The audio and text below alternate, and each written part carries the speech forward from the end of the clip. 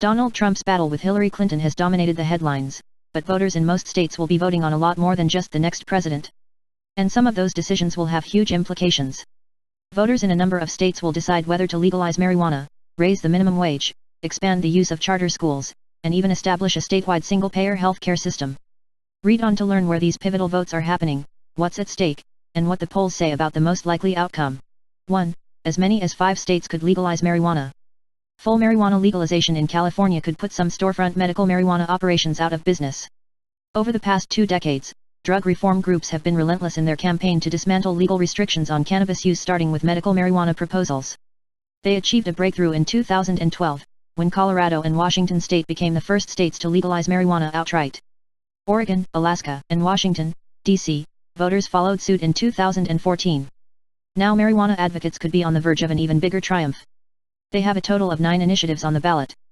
4 of them, Arkansas, Florida, Montana, and North Dakota, are medical marijuana proposals, while the other 5, in Arizona, California, Maine, Massachusetts, and Nevada, are about outright legalization. If these latter 5 initiatives all passed, it would vastly expand the legal market for recreational marijuana. Particularly important is California, whose population is bigger than the combined populations of the 4 states, plus D.C., that have legalized already. And polls show that voters in most of these states are ready for the proposals. A whopping 58% of California voters favor their state's measure, as do smaller majorities in Maine, Massachusetts, and Nevada. The legalizer's toughest state has been Arizona, where voters favor the measure, but only by 50% to 42%.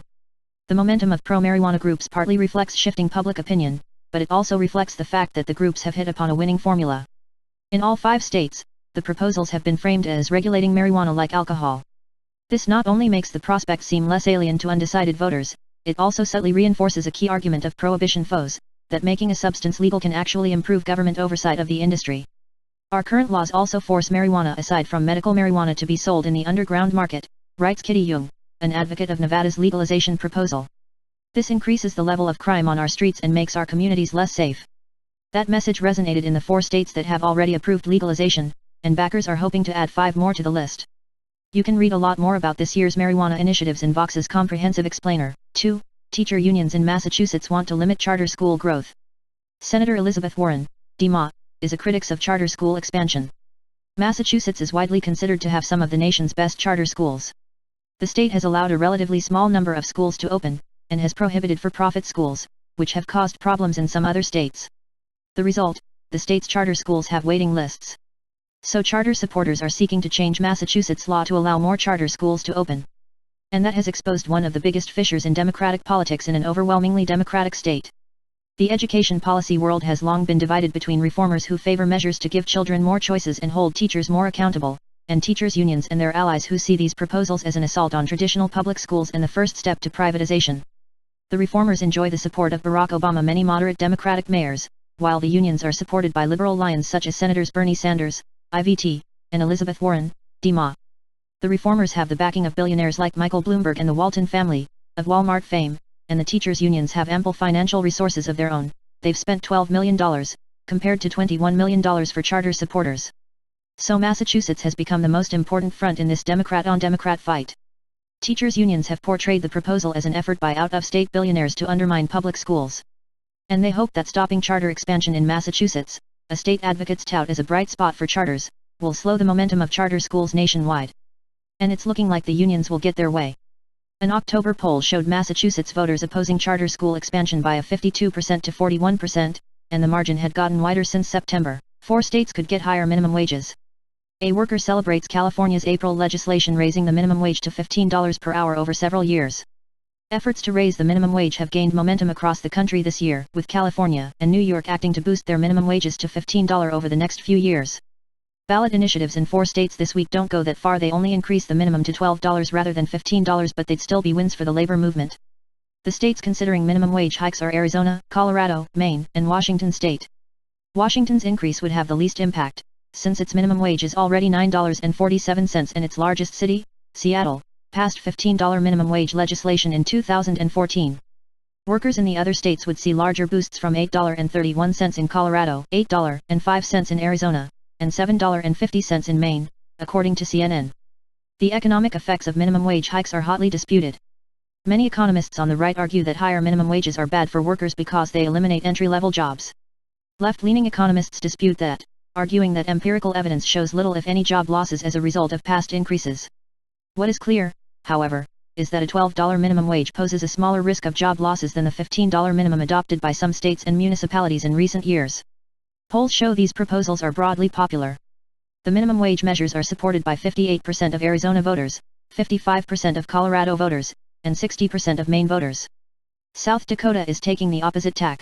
At least for some workers, it has a ballot measure that would cut the minimum wage for workers under 18 from $8.50 to $7.50. Supporters argue that this would make it easier for them to gain work experience. 3 states will vote on the death penalty. The death penalty has been a topic of frequent debate in California. In 2012, voters were asked to approve a ballot measure outlawing it, but they declined, 52% to 48%. This year, death penalty opponents are trying again with a ballot measure that would convert death sentences into lifetime prison terms. At the same time, death penalty proponents have put a measure of their own on the ballot. This would accelerate the appeals process, and hopefully reduce costs, by establishing new time limits for the legal process. Critics worry that could lead to more errors going undetected until it's too late to do anything about it. Both California propositions appear headed for defeat. The measure to abolish the death penalty was losing 45 to 44 in a recent poll, while the measure to expedite executions was behind by a larger 42 to 35 margin. Meanwhile, death penalty advocates in Nebraska are hoping to reinstate the process after it was abolished last year. And in Oklahoma, voters will be asked to make the legality of the practice part of the state constitution, to make future abolition much harder. Polling on this issue is sparse in Nebraska and Oklahoma. Colorado's single-payer healthcare proposal is a long shot. A few years ago, lawmakers in Vermont tried to set up a single-payer healthcare system in the state to demonstrate its advantages over the more market-oriented approach taken by Obamacare. But the plan fell apart because Vermont lawmakers couldn't figure out how to raise the necessary funding for the massive program. Now a group called Colorado Care is trying to establish a single-payer healthcare system in Colorado using a ballot measure. The measure would establish a new payroll tax to raise $25 billion to pay for the program. Its advocates argue that this would actually save money in the long run because employers and employees would no longer have to pay health insurance premiums. But the proposal's chances look grim. Voters currently oppose it 65% to 27%. Washington state will vote on the first statewide carbon tax. Voters in Washington state will vote on whether to use a carbon tax to tackle climate change. As Vox's Dave Roberts puts it, it would be the first carbon tax in the U.S., the biggest in North America, and one of the most ambitious in the world. To woo conservatives, it uses most of the revenue raised by the carbon tax to reduce other taxes. An October poll showed the Washington measure ahead, but just slightly 42% to 37% but with 20% undecided. Late deciders tend to vote no on ballot proposals, so that's a bad sign. In trying to make a package everyone could love, advocates may have created a project that no one loves. Los Angeles and Seattle will vote on big expansions to their transit systems. East Coast cities like Boston and Philadelphia participated in the subway boom of the early 19th century, and their residents still rely on extensive underground systems a century later. In contrast, West Coast cities experienced most of their growth during the automobile era of the mid-20th, when subways were seen as out of style.